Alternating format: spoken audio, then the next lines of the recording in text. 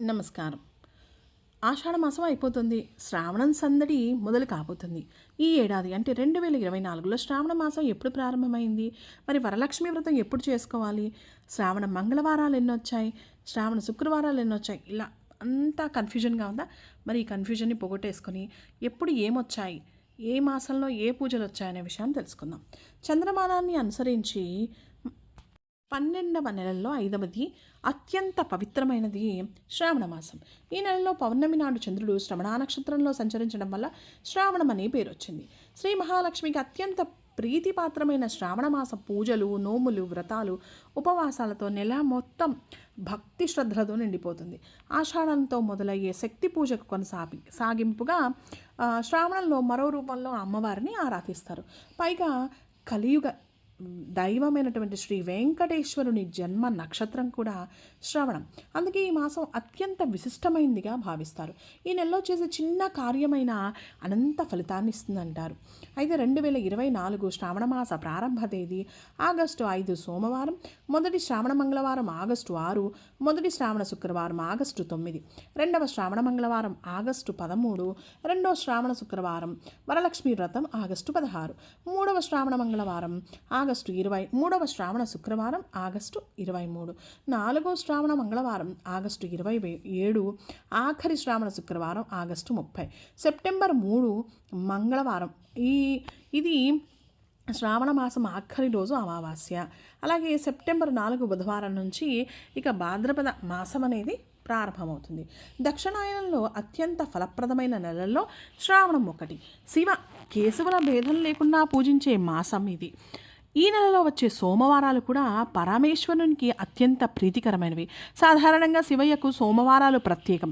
కార్తీక మాసం శ్రావణంలో వచ్చే సోమవారాలు మరీ ప్రత్యేకం. ఈ నెలలో సోమవారం రోజున రుద్రాభిషేకం, బిల్వార్చన చేస్తే అత్యంత శుభప్రదం అంటారు పండితులు. ఈ మాసంలో వచ్చే సోమవారాల్లో పార్వతీదేవికి కనుక కుంకుమ పూజ చేస్తే 5వతనం కలకాలం నిలుస్తుందని విశ్వసిస్తారు. ఇక శ్రావణ మంగళవారాల గురించి చెప్పుకుంటే ఈ మంగళవారాలు ఎవరైతే పెళ్ళయి ఉంటారో పెళ్ళైన వివాహితులకి అత్యంత ప్రత్యేకం. కొత్తగా పెళ్ళైన అమ్మాయిలు ఈ నెలలో మంగళగౌరి వ్రతం చేసుకుంటే దాంపత్యంలో సుఖ సంతోషాలు ఉంటాయని, తామెప్పుడు సుమంగళులుగా ఉంటారని విశ్వాసం. అయితే భక్తి శ్రద్ధలతో ఈ వ్రతాన్ని కనుక ఆచరించి శ్రావణ మాసంలో వచ్చే మంగళవారాల రోజుల్లో ముత్తైదువులకి తాంబూలాన్ని సమర్పిస్తారు. శ్రీకృష్ణుడు ద్రౌపదికి, నారదుడు సావిత్రీదేవికి ఈ వ్రతాన్ని వివరించారు. కొన్ని ప్రాంతాల్లో పెళ్లి కాని పిల్లలు కూడా ఈ వ్రతాన్ని చేస్తారు. ఇక శ్రావణ శుక్రవారం. శ్రావణ మాసంలో పౌర్ణమికి ముందు వచ్చే శుక్రవారం రోజున వరలక్ష్మి వ్రతాన్ని ఆచరిస్తారు. శ్రావణ శుక్రవారం రోజు సిరుల తల్లిని పూజిస్తే అష్టైశ్వర్యాలు సిద్ధిస్తాయని, భోగభాగ్యాలు కలుగుతాయని, సుమంగళీ యోగం కలుగుతుందని నమ్మకం. డబ్బు, భూమి, విజ్ఞానం, ప్రేమ, కీర్తి, సంతోషం, శాంతి, బలం అన్ని అష్టశక్తుల్ని అష్టలక్ష్ములుగా పూజిస్తారు. ఈ శక్తులన్నీ సక్రమంగా ఉన్నప్పుడే ఆరోగ్యాలు అలాగే అష్టైశ్వర్యాలు కలుగుతాయి. శ్రీ మహాలక్ష్మికి అత్యంత ప్రీతికరమైన అమ్మవారిని కనుక పూజిస్తే అన్నీ చేకూరుతాయని శ్రీ సూక్తంలో ఉంది. అష్టలక్ష్ముల్లో ప్రత్యేకమైనటువంటి వరలక్ష్మీదేవిని శ్రావణ శుక్రవారం రోజున ఆరాధిస్తారు. ప్రాంతాలను బట్టి ఆరాధించే పద్ధతులు మారిన సకల శుభకరం వరలక్ష్మీ వ్రతం. ఇక శ్రావణ శనివారం.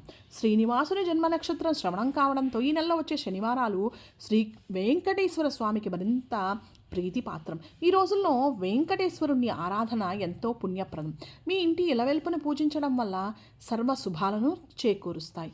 అలాగే శ్రావణ శనివారాల్లో ఉపవాసం ఉండి శ్రీ వెంకటేశ్వర స్వామి ఆరాధన, దేవాలయం దర్శనము అలాగే ప్రదక్షిణ కనుక చేస్తే కోరిన కోరికలు నెరవేరుతాయని భక్తుల విశ్వాసం.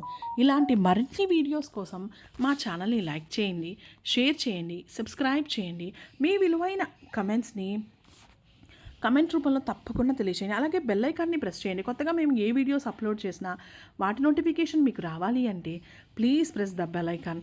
Please subscribe our channel. నమస్కారం.